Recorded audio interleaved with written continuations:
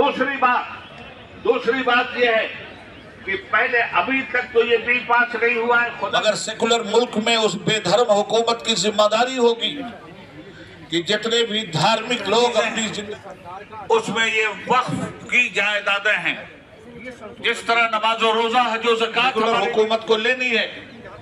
और जहां किसी मजहब के अंदर किसी दूसरे ने, मगर मुल्क के इस कानून की धज्जी इस तरह से उड़ाई गई कि आज कुछ बेईमान मुसलमानों और कुछ अपनी जायदाद खुदा के नाम पर वक्फ करते हुए मुसलमानों के हवाले किया। ये मुल्क के संविधान ने गारंटी दी है, मुल्क में हुकूमत सेकुलर होगी और उसी तरह से वक्फ की जायदाद का तहफ़्फ़ुज़ भी हमारे लिए जरूरी है। सबसे पहले सरकार का जो हमने बार बार कहा है कि 1995 का कानून अपने आप में पूरा था, उसमें कोई कमी होती तो आप करते, आपने तो सारा का सारा ही बदल दिया, पूरा छोड़ दिया आपने। तो क्या मुख्य चीजें की सरकार के जो दखलंदाजी होगी अब वक्फ बोर्ड में, उससे मुख्य तौर पे आपत्ति है सर? सब बर्बाद करने की तैयारी है, पूरा बर्बाद कर देंगे, कुछ छोड़ेंगे नहीं है। ये सरकार को समझने की जरूरत है, बहुत विरोध है। आप खुद कह रहे हैं, मीडिया के साथ ही कह रहे हैं कि बहुत विरोध है। ऐसे में सरकार जो तानाशाही थोपने की कोशिश कर रही है, उसके खिलाफ लोकतांत्रिक तरीके से अगर संस्थाएं विरोध कर रही हैं तो अच्छी बात है, विरोध करना चाहिए। क्योंकि सरकार क्यों तानाशाही थोपना चाहती है? वक्फ की जमीनें लूट करके अपने उद्योगपति दोस्तों को देना चाहते हैं क्या? सर, लेकिन जो यहाँ पर मीटिंग हुई, जब ज्वाइंट पार्लियामेंट्री कमेटी बनाई गई, तो और सरकार का ये कहना है, भारतीय जनता पार्टी के जो लीडर्स हैं उनका ये कहना है कि उसमें तमाम चर्चाएं हुई, जो डिसेंट वोट था उसको भी लगाया गया है और जो भी आपत्तियां थी उनको हर संगठन से बात करके और उसको समाधान खोजने की कोशिश की गई। ये सरकार असहमति की कौन सी आवाज को सुनती है? किस बिल पर इसने असहमति की आवाज को सुना है? इसी देश की पार्लियामेंट में 146 सांसदों को सस्पेंड करा करके 10 बिल पास कराए गए थे।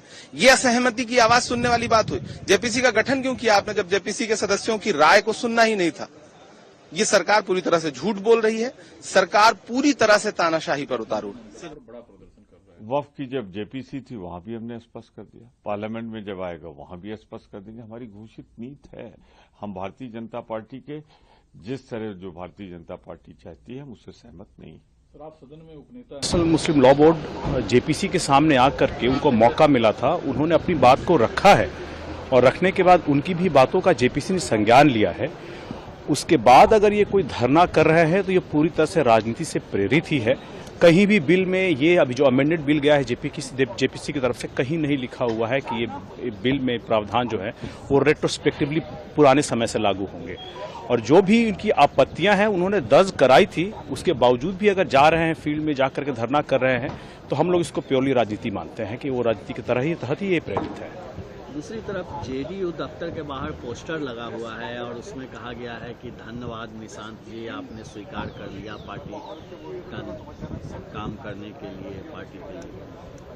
अब कोई भी युवा अगर बिहार को आगे ले जाने के लिए, बिहार को विकास के राह पर आगे प्रशस्त करने के लिए अगर आगे आता है तो उसका हम लोग स्वागत करते हैं। हम लोग खुद युवाओं की पार्टी हैं तो हम लोग उसका पूरा स्वागत करते हैं और मुझे लगता है कि जितने भी युवा हैं जो ये प्रभाव रखते हैं कि बिहार में बदलाव हो सके बेहतरी के लिए, उनको जरूर आगे आना चाहिए।